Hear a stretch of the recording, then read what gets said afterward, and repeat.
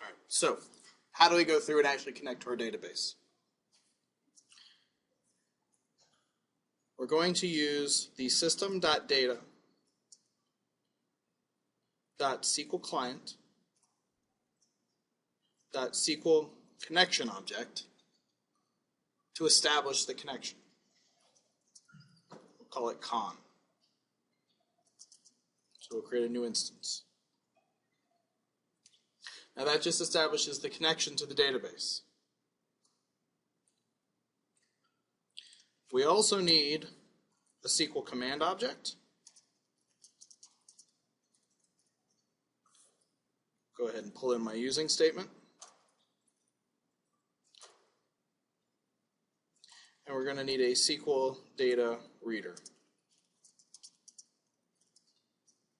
There's also something called a SQL data adapter.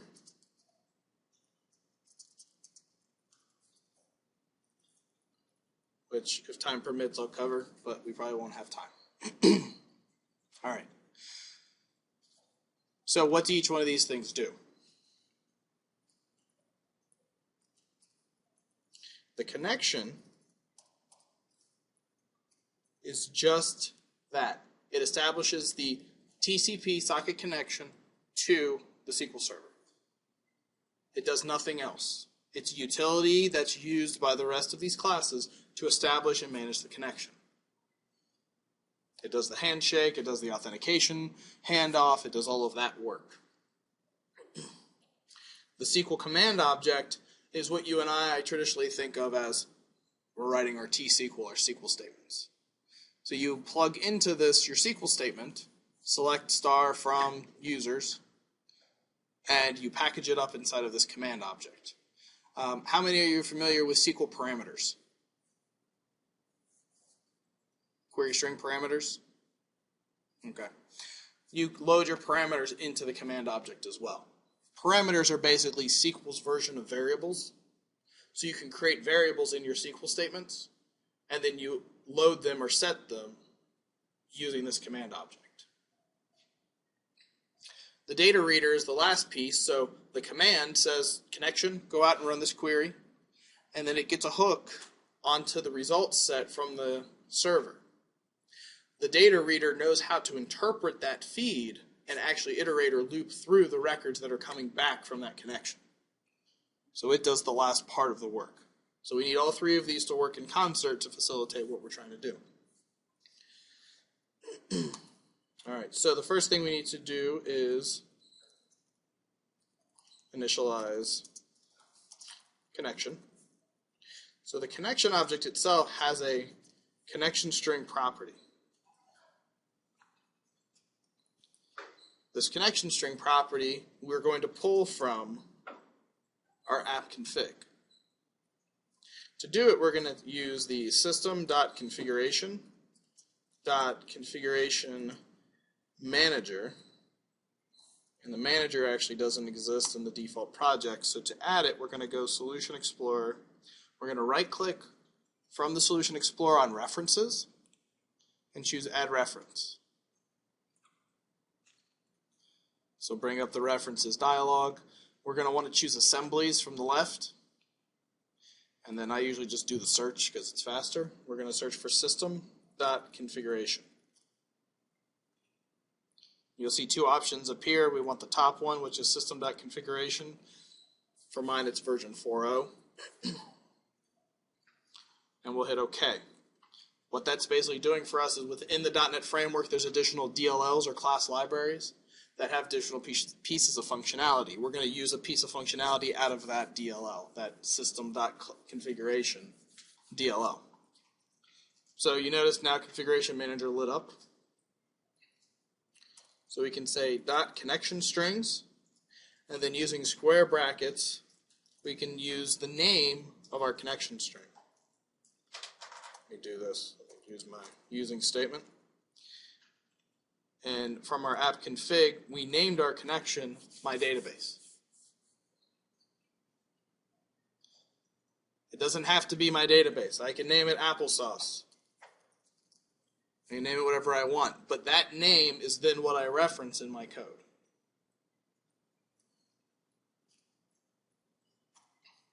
So the configuration manager goes and it parses that app config, finds the connection strings element, and then looks through each one of those child elements, finding the name match. It finds the matching name, and then the last step is grab the connection string property from that.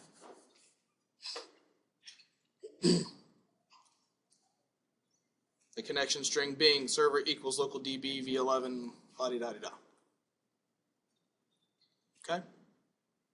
So that string of text is now loaded into our connection object. So I've now built my connection. I haven't made the connection yet, but I've built it. Now, my SQL command, I need to set that up.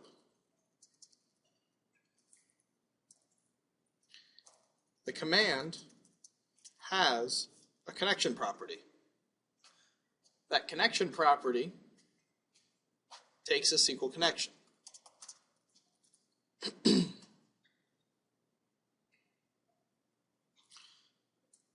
We could also pass it to the constructor along with our command text, or my favorite,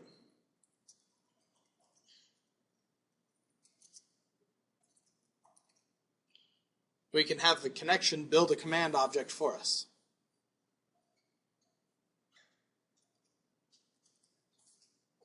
So since they're tightly coupled, they know about one another. Using this method of con.createCommand, it'll create an instance of SQL command and initialize it to that connection object for you. That's my preferred method. It's less messy.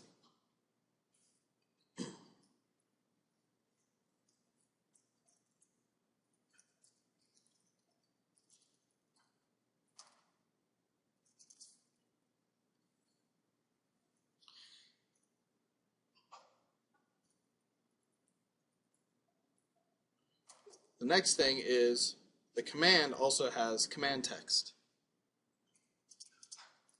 This is where we say select all from users. So that's our SQL statement that we actually want to run.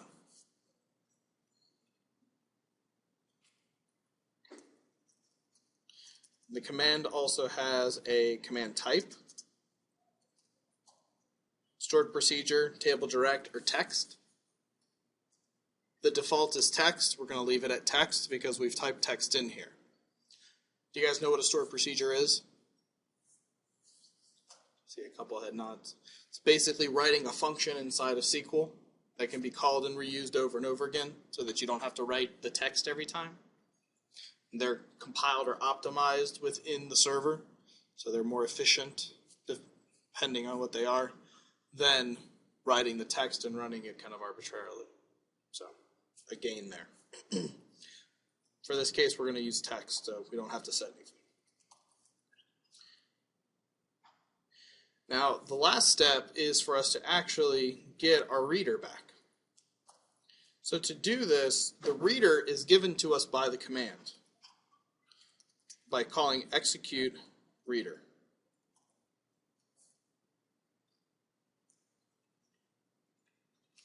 But to do this, we want to wrap all of this inside of a try-catch block.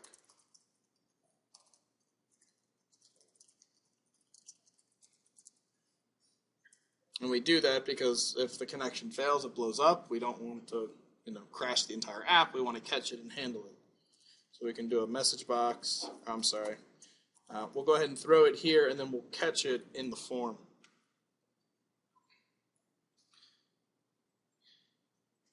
So to do this, first thing we have to do is say con.open, and this actually opens the connection. You have to do that before you can execute anything using the command. So it has to be done.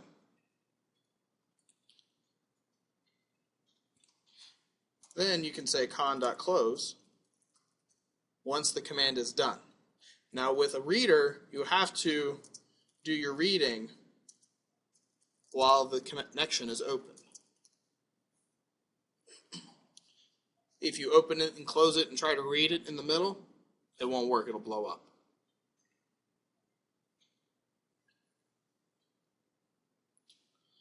If an exception is thrown, we'll want to close the connection as soon as possible. Leaving the connection open basically means that as long as the application is still running, that connection is being used. Even though there's not anything actively happening, it's being used. So we want to make sure, even if there's an error, that we close the connection. Connections can be closed forcibly when an error occurs, so we can say con.state equals, and I like to usually just say not closed. So if the connection isn't closed, close it. Safety mechanism. If the connection is already closed and you attempt to close it, it will blow up and yell at you. Which is kind of ironic, but I guess it makes some sense.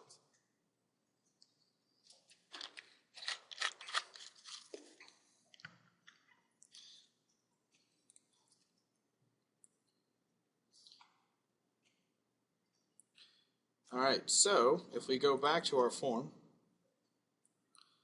in our form load, we are executing get all users. We'll F5, build error.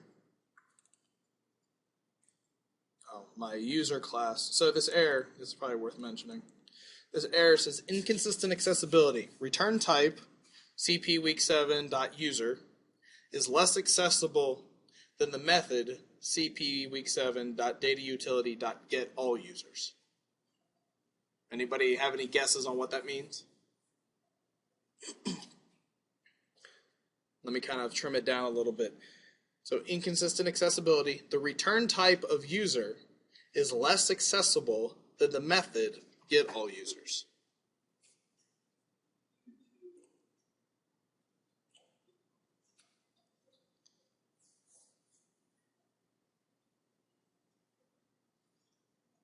You can view them side by side.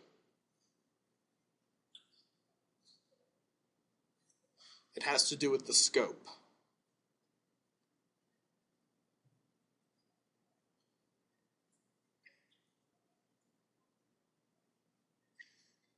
What are your scope keywords? Public, what else? Private. If I told you that if there's no scope keyword defined, it's private by default?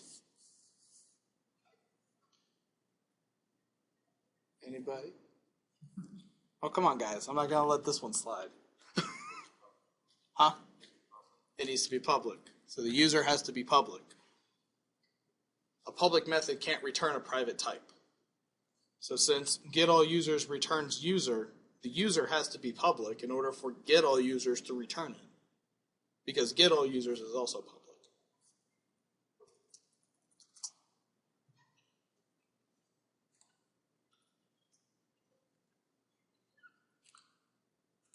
And getAllUsers also has to return something, which it's currently not. So I'm going to return a new array of users with nothing inside. F6. So if I run it, F5, put a breakpoint here to stop us, continue through.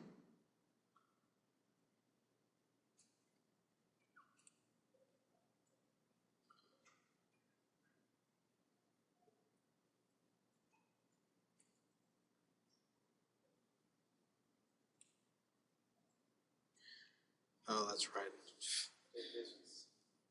So what happens when you build your apps, the built app goes into the bin folder, and then building in debug goes into the debug folder. So this build occurs, there's the file, and it's copying the app data, so that's correct.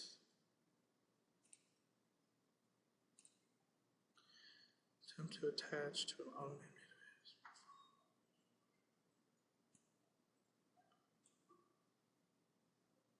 You still have the open database open.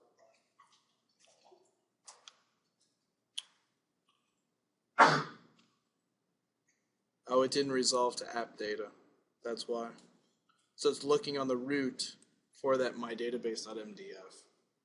So when it did the token replace, it replaced data directory with just the root. So if we do app_data instead, stop, start,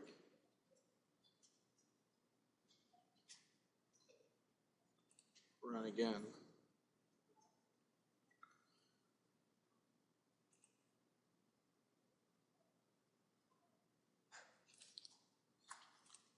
Alright, let's try it this way then.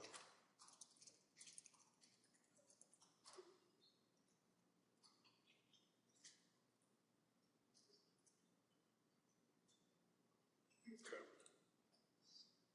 So what I had to use was data directory /app data /mydatabase. So at least in the debug, what it's doing is it's pointing data directory to the root, and then we had to nest it into app data /mydatabase.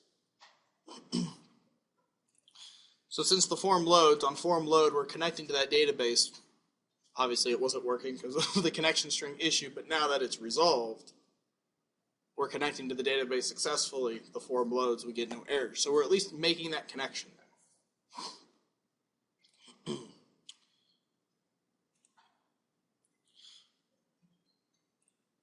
What I may do is I actually want it to connect up to the one inside of the project, not the one in the build folder, because I want to be able to examine it here later.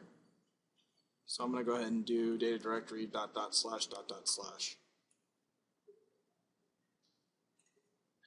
right, so everything makes sense up to this point?